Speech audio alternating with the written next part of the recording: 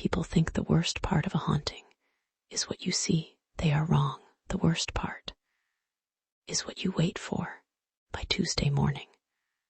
The house had changed. Logan woke up on the living room floor covered in a fine layer of gray ash.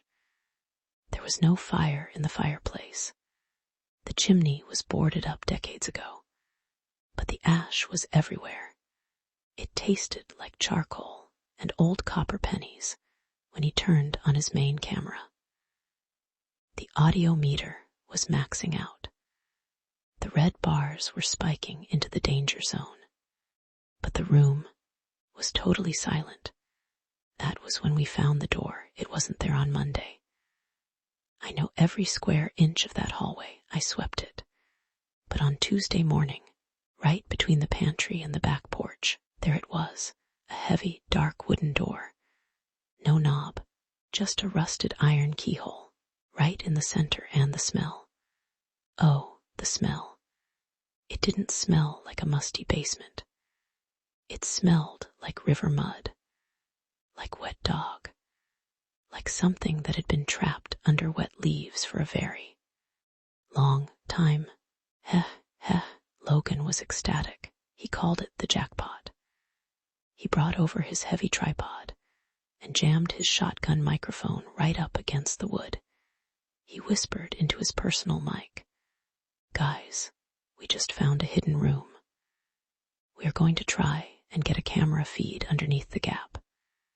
He slid a thin ribbon cable with a miniature lens right under the doorframe. The monitor screen on his kit flickered. Black and white. High contrast. The camera was looking down into a long, descending stone staircase. But the stones weren't square. They looked wet. They looked like teeth. A throat made of stone going straight down into the earth. And then the audio feed kicked in through Logan's headphones.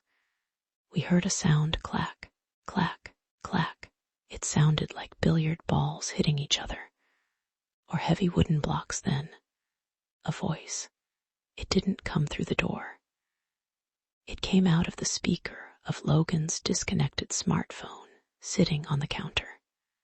The voice was tiny, hollow, like it was broadcasting from the bottom of a deep well. It said, "The green one is leaking."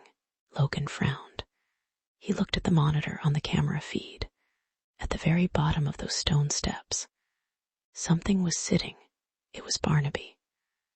The large, green felt puppet we used for the storytelling segments. But Barnaby was supposed to be locked inside the plastic equipment bin in the living room. I had padlocked it myself. The puppet on the screen wasn't moving.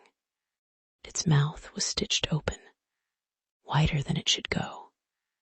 A jagged, hand-cut smile, and from the corner of its felt lip, something thick and black was slowly oozing out, dropping onto the stone stair. Plop, plop. Logan dropped his headphones. He ran back to the living room to check the bin. The padlock was still in place. The plastic lid was sealed. He popped the latches. He threw the lid back. Barnaby was inside. He was lying flat on his back, right where we left him. But when Logan picked him up, the felt under the puppet's chin was wet. Wet, cold, and staining Logan's fingers black. Logan looked at his hands. Then he looked at me. His face was completely white. The cocky YouTube host was gone. He whispered, "Duggie, did you put grease on the props?" I didn't answer him, because behind Logan, out in the hallway, we heard the basement door click open just an inch, and from the darkness inside, a very polite voice said, "Thank you for unlocking the box." We were getting cramped. "Stay strange, but for heaven's sake, stay quiet."